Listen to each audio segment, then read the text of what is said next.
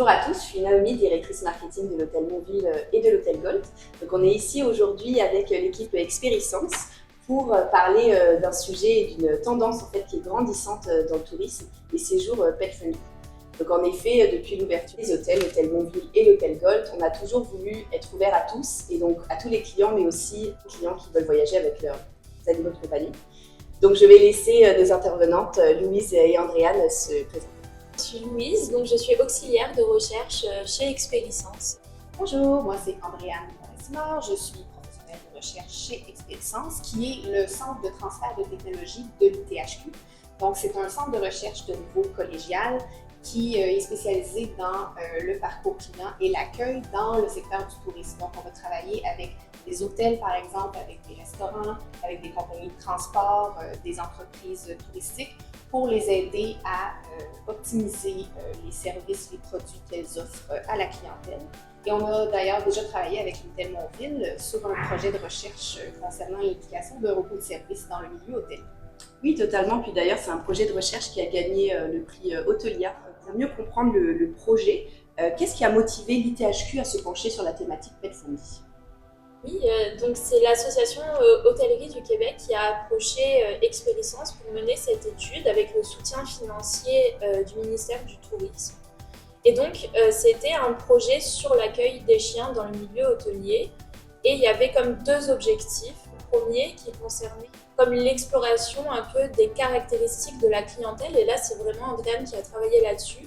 Elle s'est intéressée aux motivations, aux attentes des visiteurs et à leur perception des défis qu'ils peuvent rencontrer lors des voyages touristiques avec leurs chiens. Et dans un deuxième temps, là c'est plus moi qui m'en suis occupée, c'est comme on a exploré les pratiques au sein des hôtels au Québec et un peu ailleurs dans le monde aussi, pour créer à la fin de ça un guide de bonnes pratiques à partager aux hôteliers du Québec. Ce qui nous a motivés, je dirais, c'est que l'accueil des chiens, c'est vraiment un thème comme dans l'air du temps. Parce que comme Andréane l'a exploré dans cette première phase, vraiment les chiens ont une place qui a évolué dans les foyers, notamment au Québec. Ils sont vraiment comme un membre de la famille, donc le laisser derrière soi, c'est devenu une problématique pendant les voyages. Donc aujourd'hui, vraiment, les gens, ils s'attendent à pouvoir amener leurs chiens et pour pouvoir les satisfaire, il faut que les hôtels créent de nouveaux éléments pour les accueillir dans de bonnes conditions. Une chose à noter peut-être, c'est qu'il y avait déjà eu un peu de recherche qui avait été faite sur le sujet à l'extérieur du pays.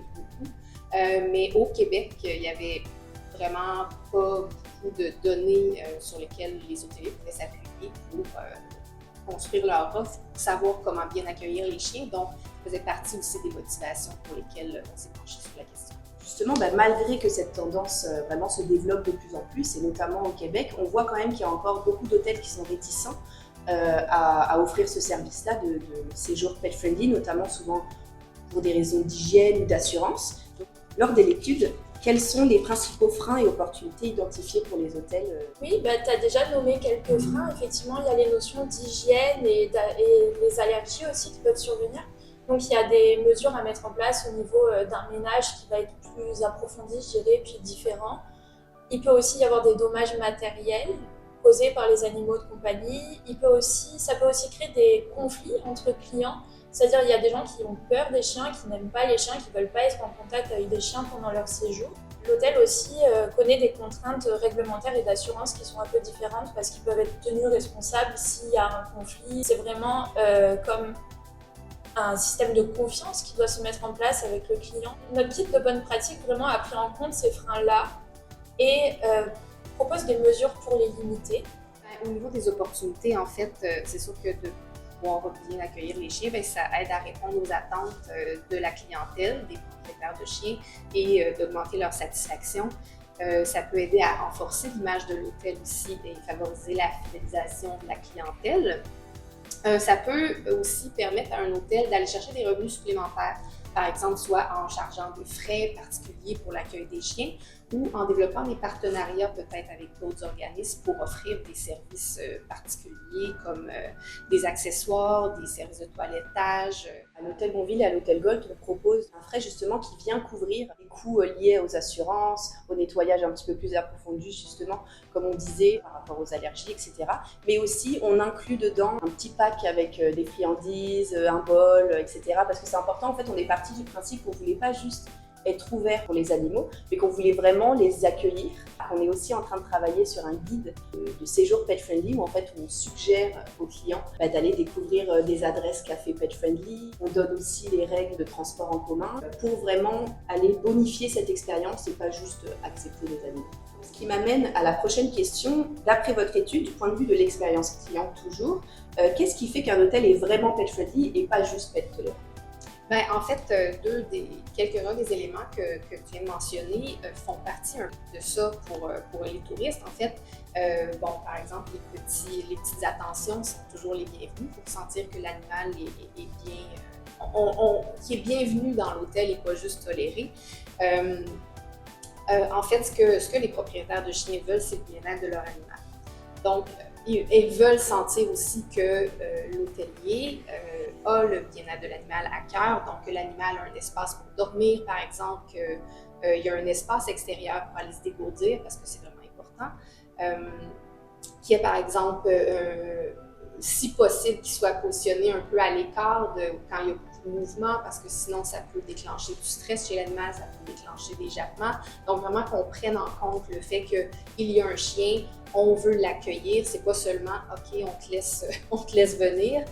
Au niveau des règlements aussi et des accès, ça peut être vraiment décevant, par exemple, pour une personne de réserver un voyage dans un hôtel où les chiens sont admis et d'arriver sur place et de constater qu'on admet le chien nulle part ailleurs que dans la chambre. Donc ça complique beaucoup les choses.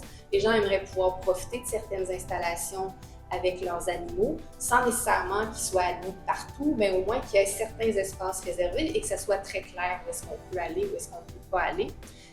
Puis au niveau des services et de l'accueil, par exemple, tu as mentionné un peu les cafés qui sont pet-friendly, ces choses-là. La restauration, s'alimenter en voyage avec un chien, ça peut être très compliqué parce que, notamment au moment où on a fait l'étude, le MAPAC interdisait l'accès aux chiens dans tous les restaurants, peu importe lesquels.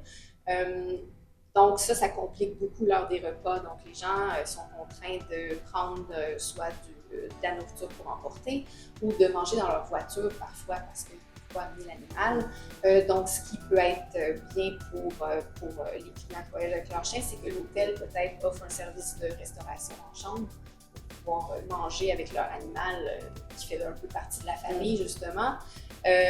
Puis le MAPAC a changé son règlement, les chiens vont être admis sur les terrasses, mais ça ne sera pas admis partout, il y a certaines conditions à remplir, puis ça reste à la discrétion des restaurateurs de décider s'ils admettent les chiens ou pas, donc ça va continuer à être une difficulté, donc ça c'est quelque chose à prendre en compte. Et puis il y a des restrictions aussi ailleurs dans les autres attractions touristiques comme les parcs, les piscines, les plages. Les chiens ne sont pas admis partout, donc pour un hôtelier de bien connaître les restrictions en vigueur sur son territoire et de pouvoir les communiquer à la clientèle, comme vous faites justement, de pointer vers des endroits qui sont pet-friendly, ça c'est super important, comme ça peut agrémenter leur expérience de voyage. Donc nous, on a voulu intégrer un peu tout ça dans notre guide de bonne pratique, tout en prenant en considération aussi les clients qui ne voyagent pas avec des animaux, qui ne veulent pas être en contact avec des animaux. Et donc tout ça a été un peu inclus dans notre guide de bonne pratique. Je ne sais pas si tu veux ajouter. Oui, c'est vraiment complet ce que tu as déjà dit, mais c'est vrai, notre guide de bonne pratique, on a voulu le créer en prenant tout ça en compte.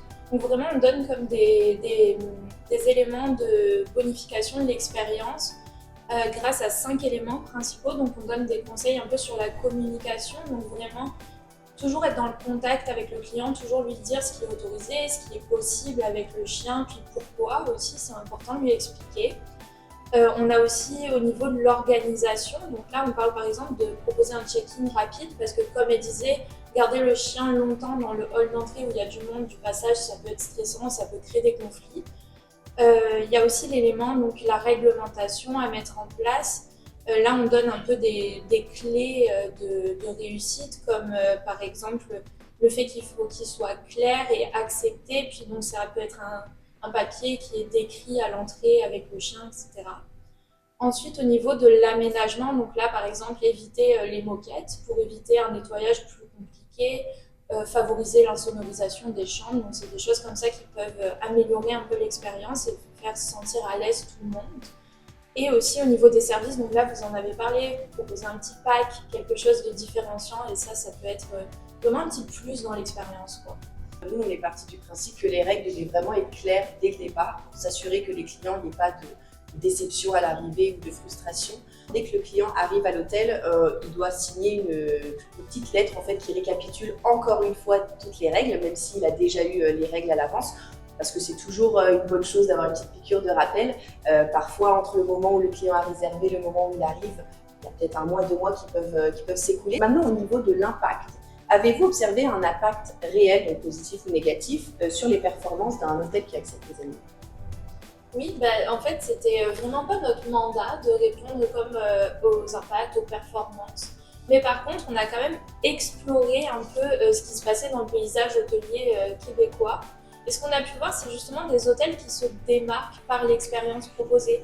Donc c'est un peu comme ce que tu disais tout à l'heure, c'est des hôtels qui vont communiquer des règlements de manière très claire, qui vont les rappeler à l'accueil, qui vont proposer des petits services supplémentaires. Donc ça, vraiment, ça leur permet comme de se démarquer dans le paysage. Et comme on parlait juste avant, c'est plus tolérer le chien, c'est l'accepter, l'accueillir avec son maître et sa famille. Donc ça, c'est sûr que c'est pas une évaluation de l'impact, mais c'est des observations qu'on a fait. Et ce qu'on conseille aussi aux hôteliers pour justement s'intéresser aux impacts, c'est toujours être dans l'évaluation de l'expérience qu'ils proposent. Donc là, ça va être aller lire les commentaires en ligne, proposer des sondages, des questionnaires, et puis poser des questions aussi sur l'accueil des chiens. Est-ce qu'ils ont été satisfaits? Puis aussi poser des questions aux clients qui n'ont pas de chien. Est-ce qu'il y a eu une mauvaise expérience ou une bonne expérience avec les chiens dans l'hôtel? Pour être un hôtel pet-friendly, on a remarqué quand même quelques éléments positifs à accepter les chiens. Donc c'est sûr que déjà la clientèle qui voyage avec son animal de compagnie est prêt en fait à payer un petit peu plus pour s'assurer que l'animal va pas être stressé, va être bien accueilli, va vraiment être dans un endroit où il sera le bienvenu. Donc ça, c'est sûr que ça peut être un revenu supplémentaire pour l'hôtelier. Et puis aussi, en termes là un petit peu plus de visibilité marketing, on a aussi remarqué que les clients qui séjournent avec leurs chiens souvent créent beaucoup de contenu, notamment sur les réseaux sociaux. Donc ça permet vraiment d'avoir de l'UGC, comme on dit, donc du contenu généré par l'utilisateur. Et ça, on en voit fréquemment. On voit souvent sur notre compte Instagram des photos de chiens ou de chats sur le lit avec la belle vue. Donc ça aussi, ça génère en fait de façon organique de la visibilité pour l'hôtel. Donc c'est plutôt un impact positif. La dernière question, à quoi pourrait ressembler l'hôtellerie pet-friendly du futur selon vous? Pour nous, en fait, l'hôtellerie pet-friendly du futur, c'est un milieu qui doit s'adapter toujours aux demandes ou aux besoins peut-être de sa clientèle, puis aussi aux changements dans les réglementations aussi sur le territoire. C'est toujours important, comme justement on a parlé tantôt des restaurants, le MAPAC qui vient changer les règles. Il y a certaines règles qui sont peut-être amenées à changer, donc c'est toujours un milieu qui doit être à l'écoute de sa clientèle toujours puis s'adapter. Mais merci beaucoup pour cette interview. Ça fait plaisir d'accueillir Expérissance une nouvelle fois l'hôtelier. Merci à toi. Puis on aimerait aussi remercier les équipes de Expérissance qui ont aussi collaboré sur ce projet et aussi les 2 expertes qu'on a interviewées pour réaliser le guide des bonnes pratiques. Donc c'était une vétérinaire et une professeure chercheur en psychologie spécialisée en relations humains-animaux.